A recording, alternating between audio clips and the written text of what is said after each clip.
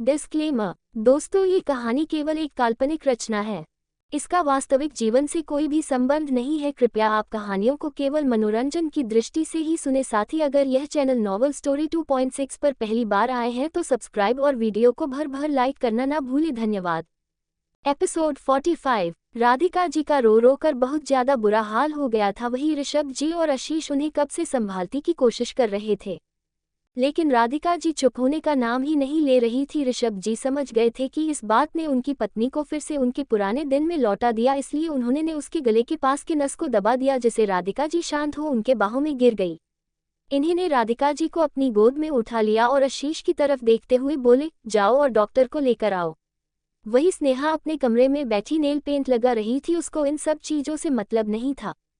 अब आगे स्नेहा अभी अपने आप से बोली, अच्छा हुआ उन दोनों बूढ़े और बुढ़िया का एक्सीडेंट हो गया है। अब मैं भी देखती हूँ कि नित्य को इस परिवार में जगह कैसे मिलती है।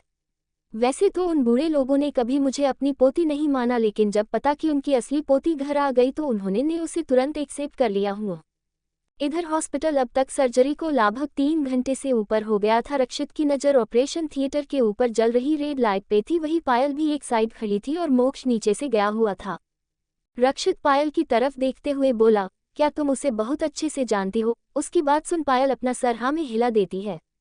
तो रक्षित बोला, अच्छा तो क्या तुम बता सकती हो कि उसने ये डॉक्टर की पढ़ाई और ये फाइट स्किल्स कहाँ से सीखी है और उस वक्त उसकी क्या उम्र रही होगी? उसकी बात सुन पायल बोली, ये आप उसे पूछ लेना। उसके बाद वो वहां से जाते हुए बोली, मैं अभी चलती हूँ, मेरे भाई के दावा का टाइम हो गया है। उसकी बात सुन रक्षित बस उसको जाते हुए देखने लगा।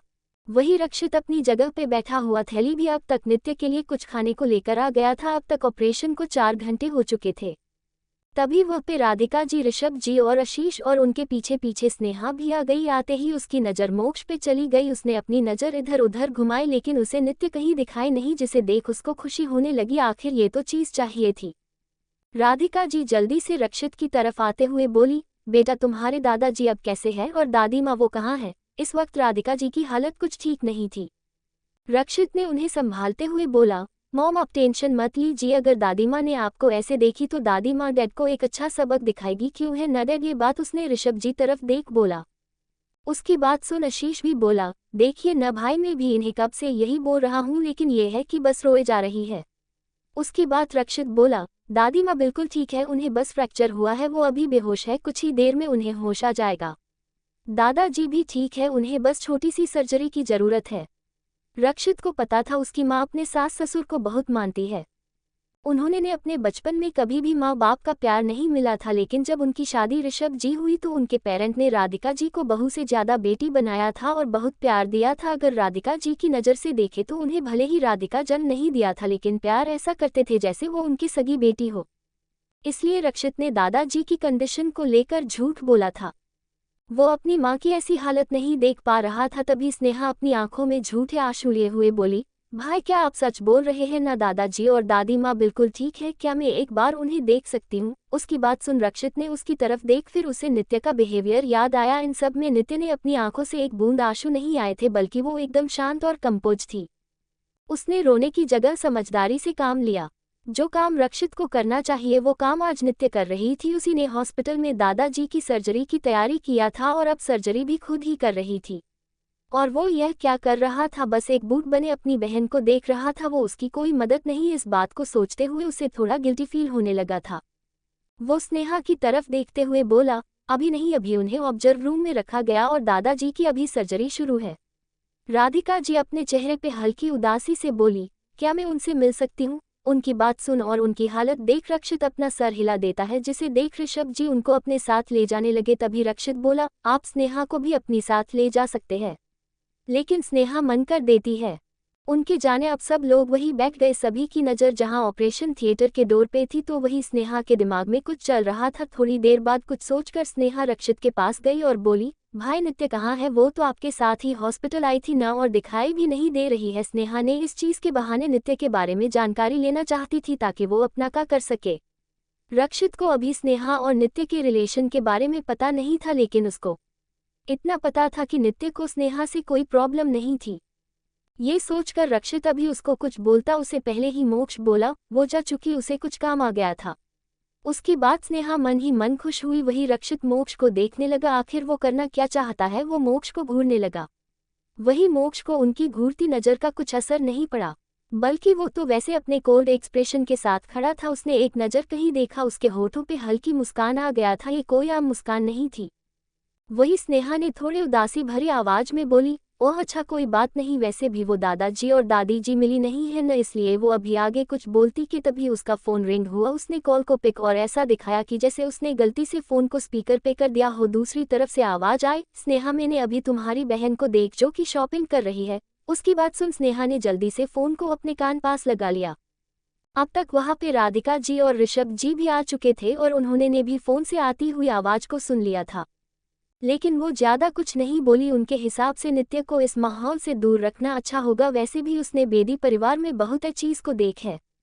उन्हें पता था बेदी परिवार के मिस्टर ओल्ड बेदी का 1 महीने पहले ही डेथ हुई है। नित्य उनके बहुत करीब थी, इसलिए उन्हें ये ठीक लगा कि नित्य ने अपने मन को अच्छा करने के लिए थोड़ा घूमने का फैसला किया है। वो अभी स्नेहा को कुछ बोलती उससे पहले ही ऑपरेशन थिएटर का डोर खुला और एक लड़की बाहर आई। उसके चेहरे पे मास्क था, उसके पीछे डॉक्टर्स की कुछ टीम खड़ी थी। उसके एक साइड इस वक्त राज खड़ा था, उसके चेहरे पे इस वक्त कोई एक्सेस नजर नहीं आ रहा था। वही खड़ी ने अपना मास्क निकल दिया। रक्षित, जो कि अब तक मोक्ष को घूर रहा था क्योंकि उसको लगा कि मोक्ष स्नेहा के साथ मजाक कर रहा है, जिसे देख उसको गुस्सा आ गया कि ये उसकी बहन का होने वाला मंगेतर है और वो उसी के भाई के सामने किसी दूसरी लड़की के साथ मजाक कर रहा था। ये वो बर्दाश्त नहीं कर सकता था। वो अभी मोक्ष को कुछ कहता कि तभी उसने स्नेहा के फ़ोन से आती आवाज़ किसी लड़की की आवाज़ सुनाई और लड़की की कई बातों को सुन फिर मोक्ष की तरफ देख जिसके होठों पे स्माइल थी। उसने स्नेहा की तरफ देखते हुए जैसे ही उसे सवाल करने को हुआ कि उसको भी डोर खुलने की आवाज़ आती है। अब सबकी नज़र उस तरफ थी, लेकिन फिर भी वो मोक्ष की तरह देखने लगा जो उसको ही देख रहा था, जैसे कह रहा हो, अब मैंने क्या किया जो तुम मुझे से देख रहे हो। फिर मोक्ष कुछ याद करने लगा, अभी कुछ देर पहले क्या हुआ था। फ्लैशबैक, स्नेहा अभी कुछ देर पहले वॉशरूम चली गई थी। नसीब से मोक्ष भी दूसरी साइड खड़ा किसी से कॉल पे बात कर रहा। वो अपना कॉल कट कर जैसे ही वहां से जाने वाला था, वैसे उसको स्नेहा की आवाज़ सुनाई दी जो किसी से बोल रही थी, नित्य अभी हॉस्पिटल में नहीं है और मॉम डैड भी अभी दादी माँ के वार्ड के पास है, इसलिए अभी मैं और रक्षित भाई है। इस मौके फ़ायदा में रक्षित भैया को नित्य से दूर करने के लिए उठाना चाहती हूँ। उनके दिमाग में नित्य की नफरत को कैसे पैदा करती हूँ। उसी बात उन मोक्ष के चेहरे पर एक डेविल स्माइल आ गई थी। वो किसी भी तरीके से अपनी निया को उसके भाई से अलग नहीं होने देगा। वो बचपन से इस परिवार के साथ था, उसने भी रक्षित का अपनी बहन की पॉजिटिवनेस देख रखा था, इसलिए उसने स्नेहा से झूठ बोला था। मोक्ष ने स्नेहा के फ़ोन को चमकते हुए देख लिए था, लेकिन वो उस नंबर को नहीं देख पाया जिसे पे उसको कॉल आया था। फ्लैशबैक एंड मोक्ष ने एक नज़र स्नेहा की तरफ देखते हुए बोला, मुझसे निया को इससे दूर रखना होगा, ये उसे हम कर सकती है। फिर वो सीधा नित्य की तरफ बढ़ गया था। रक्षित और मोक्ष को छोड़ के नित्य को ऑपरेशन थिएटर से बाहर निकलता देख सभी लोग हैरान थे। नित्य के पीछे राज भी था। रक्षित जल्दी से आगे आते हुए बोला, बच्चा दादाजी कैसे है। रक्षित की बात सुन नित्य ने हल्का मुस्कुराते हुए बोली, भाई दादाजी अब ठीक है और खतरे से बाहर है, उन्हें कुछ टाइम में दादी माँ के वार्ड में शिफ्ट कर दिया जाएगा। एक लिए दोनों को अंडर ऑब्जर्वेशन में रहना होगा। स्नेहा अपनी हैरानी को छिपा नहीं पाए और वो जल्दी से आगे आते हुए बोली, तुम तो अभी मॉल में थी न, तो अभी यहाँ क्या कर रही हो और तुम अंदर से क्यों आ रही हो। क्या ऑपरेशन थिएटर में ऐसे ही किसी को जाने देते हैं। उसने जानबूझकर मॉल वाली बात बोली ताकि लोगों को ये लगे कि उसे भी नहीं पता कि उस लड़की ने उससे झूठ बोली है, जिसे वो अभी भी सबके सामने बच सके। उसकी बात सुन रक्षित बोला, जिसने तुम्हें ये कहा कि नित्य मॉल में है वो लड़की 1 नंबर की फ्रॉड इंसान है। उसने झूठ बोला, बल्कि नित्य तो कब से दादाजी के पास थी। और तुम्हारी जानकारी के लिए बता दूं, नित्य ने ही दादाजी का ऑपरेशन किया है। उसकी बात सुन स्नेहा बोली, लेकिन भाई नित्य अभी 18 साल की, वो ये ऑपरेशन कैसे कर सकती है। उसकी बात सुन मोक्ष ने जवाब दिया, क्योंकि नित्य ही डॉक्टर नी है, जो कि दुनिया के बेस्ट डॉक्टर में आती है। मोक्ष की बात सुन अभी लगो एक साथ बोले, क्या नित्य डॉक्टर नी है। इस बार रक्षित भी हैरान था, लेकिन उसने सोच कि नित्य बस ऐसे ही कोई छोटी मोटी डॉक्टर होगी। उसे अपनी बहन पे भरोसा था, इसलिए उसने उसे वो सर्जरी कर दी। हल्की सच्चाई उसकी सोच से उल्ट थी। डॉक्टर नी नित्य है। ये सुन राधिका जी और ऋषभ जी के साथ साथ सभी लोग हैरान थे। स्नेहा बोली, ये कैसे हो सकता है, नित्य ने तो अभी अपनी हाई स्कूल को कंप्लीट किया है, तो फिर ये वर्ल्ड फेमस डॉक्टर कैसे हो सकती है। उसकी बात पीछे खड़े राज को पसंद नहीं आई। वो जल्दी से नित्य के आगे आ गया और बोला, हमारी मैम के बारे में तुम्हें क्या पता है, तुम तो बस पैसा पैसा करती हो। हमारी मैम बहुत ज़्यादा टैलेंटेड है, उन्होंने ने सिर्फ 15 साल की उम्र में दुनिया के बेस्ट इंस्टीट्यूट से डॉक्टर का सर्टिफिकेट मिला है। उनके हाथों से किया गया कि भी सर्जरी कभी भी अनसक्सेसफुल नहीं हुआ है। ना जाने कितने लोग उन्हें ढूंढ रहे हैं सिर्फ अपना इलाज करवाने के लिए। उसकी बात से स्नेहा को अपनी इंसल्ट महसूस हुई, लेकिन उसकी आंखों में एक खतरनाक चमक थी। शायद वो नित्य की आइडेंटिटी से हैरान से ज्यादा खुश थी, लेकिन ये बस कुछ पल के लिए ही था। इस चमक ने अपने आप ही नित्य और मोक्ष उसकी तरफ खींच लिया था, जिसे देख नित्य को लगा कुछ तो गलत होने वाला था कि उसके पिछले जन्म में उसने ये बात किसी से शेयर नहीं की थी, वो कौन है और उसकी क्या आइडेंटिटी है। लेकिन ये उसके पिछले जन्म से बहुत अलग था।